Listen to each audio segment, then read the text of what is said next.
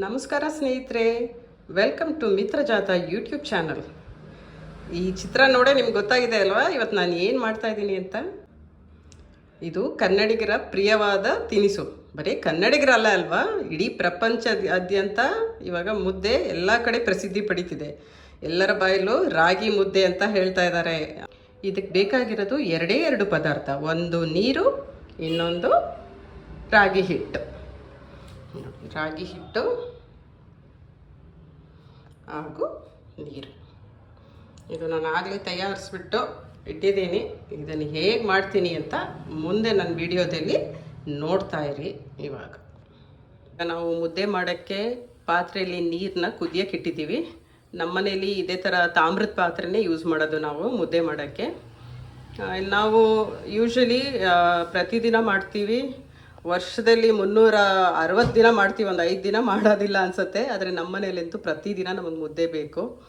ಇವಾಗ ನೀರು ಇದು ತುಂಬ ಕುದಿಬೇಕು. ಆಮೇಲೆ ನಾವು ಅದಕ್ಕೆ ರಾಗಿ ಹಿಟ್ಟನ್ನ ಹಾಕೋದು.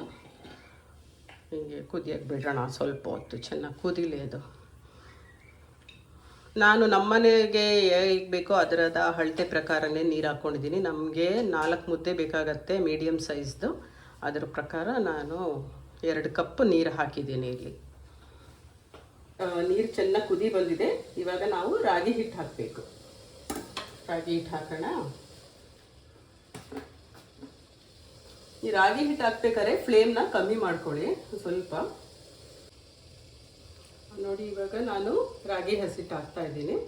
ಇದು ಮೆಷರ್ಮೆಂಟ್, ನಾನು ನೀರು ತೊಗೊಂಡಿದ್ದೀನಲ್ಲ, ನಾನು ಪ್ರತಿದಿನ ಮಾಡ್ತೀನಿ. ಸೊ ನನಗೆ ಗೊತ್ತಿರುತ್ತೆ.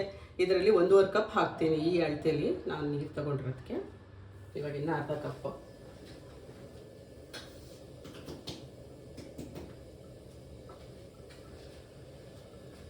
ಇವಾಗ ಇನ್ನೊಂದು ಸ್ವಲ್ಪ ಹಾಕೋಣ.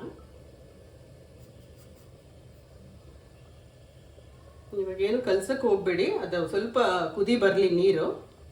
ಹಾಗೆ ಅದು ನೀರಿನಲ್ಲೇ ಒಂದು ಸ್ವಲ್ಪ ಹಿಟ್ಟು ಕುದಿಬೇಕು.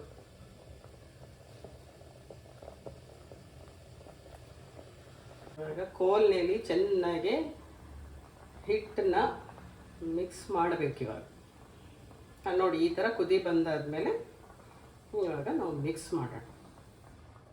ಫ್ಲೇಮ್ ಕಮ್ಮಿ ಇಟ್ಕೊಂಡು ಮಿಕ್ಸ್ ಮಾಡಿ. ನಾವು ಎಷ್ಟು ಚೆನ್ನಾಗಿ ಕೋಲ್ನಲ್ಲಿ ತಿರುಗಿಸ್ತೀವೋ ಅಷ್ಟು ಚೆನ್ನಾಗಿ ಮುದ್ದೆ ಸ್ಮೂತಾಗಿ ಬರುತ್ತೆ. ಒಂದು ಸ್ವಲ್ಪನೂ ಗಂಟಿರಬಾರ್ದು, ಆ ಥರ ತಿರುಗಿಸ್ಬೇಕು ಮುದ್ದೆ ಕೋಲ್ನಲ್ಲಿ ಹಿಟ್ಟನ್ನ. ನೋಡಿ, ಹೀಗೆ ಚೆನ್ನಾಗಿ ತಿರುಗಿಸ್ಬೇಕಾಗತ್ತೆ.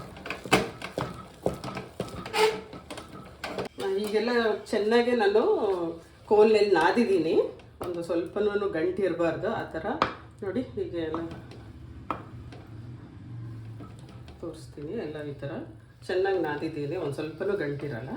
ಸೊ ನಾವು ಮುದ್ದೆ ಕಟ್ಟಬೇಕಾದ್ರೂ ಈಸಿ ಆಗುತ್ತೆ.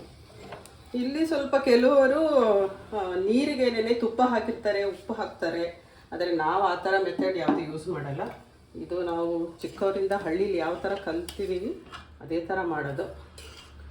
ಸೊ ಎಲ್ಲ ಒಂದು ಸಲ ಕ್ಲೀನ್ ಮಾಡಿ ಮೇಲ್ಗಡೆ ಮುಚ್ಚಳ ಮುಚ್ಚಿ 2 ನಿಮಿಷ ಬೇಯಕ್ಕೆ ಬಿಡಿ. 2 ನಿಮಿಷ ಆಗಿದೆ ಬೆಂದು. ಇವಾಗ ಮುಚ್ಚಳ ತೆಗೆದು ಮತ್ತೆ ಇನ್ನೂ ಒಂದು 2 ನಿಮಿಷ ಹಾಗೆ ಬೇಯಕ್ಕೆ ಬಿಡಬೇಕು. ಮತ್ತೆ ಇನ್ನೂ 2 ನಿಮಿಷ ಬೇಯಿಸ್ಬೇಕು ಅಂತ ಹೇಳಿದ್ನಲ್ಲ, ಮುಚ್ಚಳ ಎಲ್ಲ ತೆಗೆದು.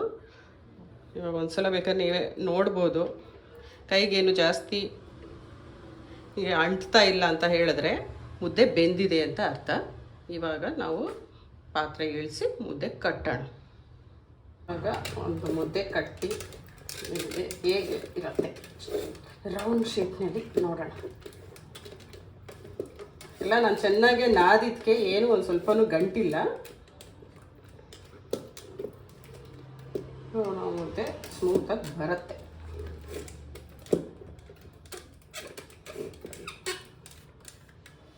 ಸೊ ನಮಗೆ ಎಷ್ಟು ಬೇಕಷ್ಟು ತಗೊಂಡು ಒಂದೊಂದು ಮುದ್ದೆ ಕಟ್ಟೋಣ. ಯೂಶ್ವಲಿ ನಾನು ಈ ಸೈಜ್ ಮುದ್ದೆ ಕಟ್ತೀನಿ ಡೈಲಿ. ನೋಡಿ, ಇದೊಂದು ಟೂಲು.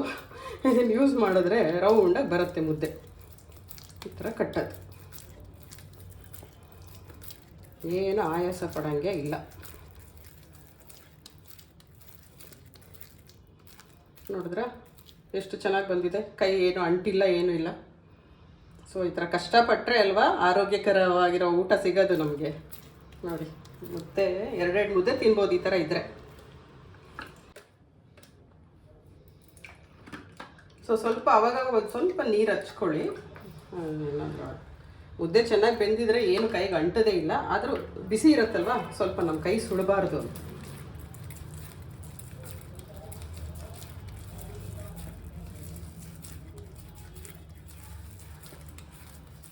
ಕಟ್ಟಿ ನೋಡಿ ಎಷ್ಟು ಚೆನ್ನಾಗಿ ಬಂದಿದೆ. ಒಂದೊಂದು ಮುದ್ದೆ ಇವಾಗ ನಾಟಿ ಕೋಳಿ ಜೊತೆ ಸಾರಿನಲ್ಲಿ ತಿಂತಾ ಇದ್ದರೆ ಆರೋಗ್ಯಕ್ಕೆ ಎಷ್ಟು ಒಳ್ಳೆಯದು. ಇದನ್ನು ಇಂಗ್ಲೀಷಲ್ಲಿ ಫಿಂಗರ್ ಮಿಲೆಟ್ ಅಂತಲೂ ಹೇಳ್ತಾರೆ. ನೀವು ಪ್ರತಿದಿನ ಮುದ್ದೆ ತಿಂತಾ ಇದ್ದರೆ ಕಮೆಂಟ್ ಸೆಕ್ಷನ್ನಲ್ಲಿ ಹಾಕಿ. ನಿಮಗೆ ನಾನು ಮಾಡಿದ ಈ ಮುದ್ದೆ ಇಷ್ಟವಾದರೆ ಲೈಕ್ ಮಾಡಿ, ಶೇರ್ ಮಾಡಿ, ಕಮೆಂಟ್ ಮಾಡಿ. ಹಾಗೆ ನಮ್ಮ ಚಾನೆಲ್ನ ಹೀಗೆ ಸಪೋರ್ಟ್ ಮಾಡ್ತಾಯಿರಿ.